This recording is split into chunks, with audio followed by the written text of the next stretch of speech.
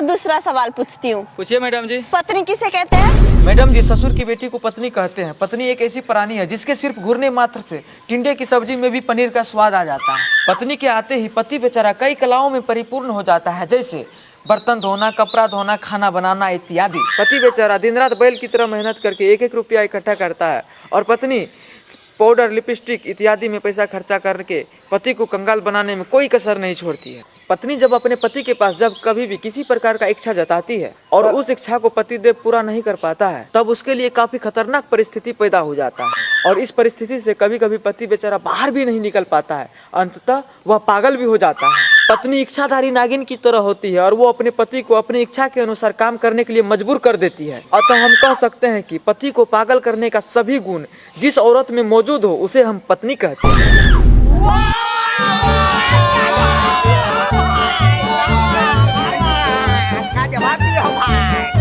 वाह भैया जी, क्या कमाल किए हैं, क्या जवाब दिए हैं। Thank you.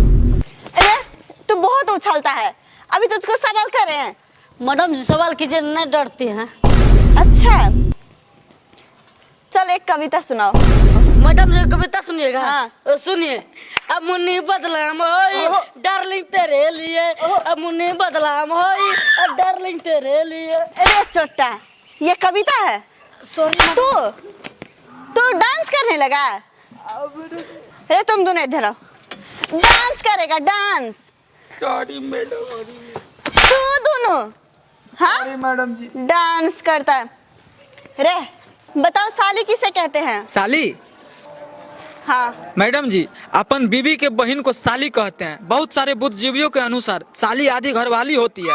जब साली जीजाजी बोलती है तो आत्मा तृप्त हो जाता है, तुरंत उसे पिज्जा खिलाने का मन करता है।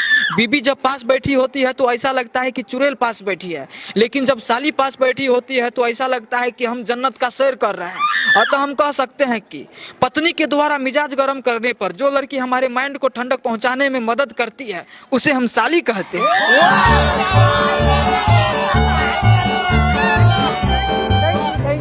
वाह भैया, हमरो शादी करने का मन कर रहा है, 2 चट्टा साली भी मिल जाएगा। अभी तू बच्चा है, ब्याह करने लगना ही है।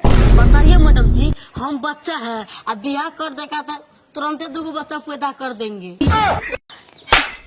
बाप का नाम लतीफ हती, बेटा परोर दास। बैठ चुपचाप। और तू मेरा एक और सवाल का जवाब दे। मैडम जी, इशारा सर ना इंसाफी है, कभी कभार हम लोगों से भी सवाल पूछ लीजिए, हम लोग भी पढ़ने में तेज हैं। रे तुम बैठो। अच्छा ठीक है, चलो ये बताओ, दोस्त किसे कहते हैं? मैडम जी, दोस्त हम उस कमीना इंसान को कहते हैं जो एकदम सीधा साधा लड़का को सिगरेट, खैनी, गुटखा, बीड़ी और छोड़ीबाजी करना आसानी से सिखा दे, उससे दोस्त कहते हैं। जैसे हमारे बिट्टू जाए। हाँ मैडम जी, बिल्कुल सही बात है, यही हमको छोरीबाजी करने के लिए सिखाया था।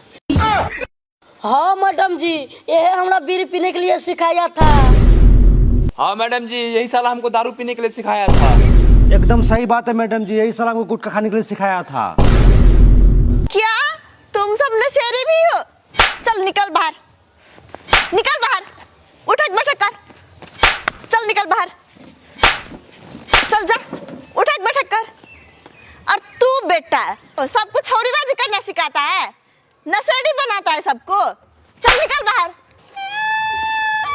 अच्छे से करना, उठक बैठक। नशा करेगा? नशा नहीं करेगा। इतनी सी उम्र में नशा? कॉलेज आता कि नशा करने के लिए? नहीं करेंगे मैडम जी नशा। नहीं करेंगे। और तू छोरीबाजी करेगा? यही करना आता है? हाँ, पढ़ने में मन नहीं लगता है? चल उठक बैठक कर।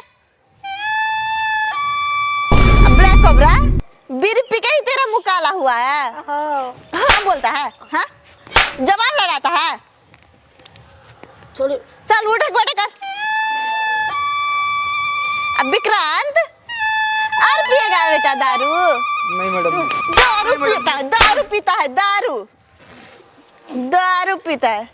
सूर्या, कैसा लगता है गुटखा खाने में? अच्छा नहीं लगता है। अच्छा नहीं लगता है? गुटखा खाने से अच्छा पढ़ाई में ध्यान दे, पढ़ाई में। चल निकल, निकम्मा सब। और सिखाता है? यही करने आता है तुमको? हाँ, अब पढ़ने में मन नहीं लगता है? यही सब करता है?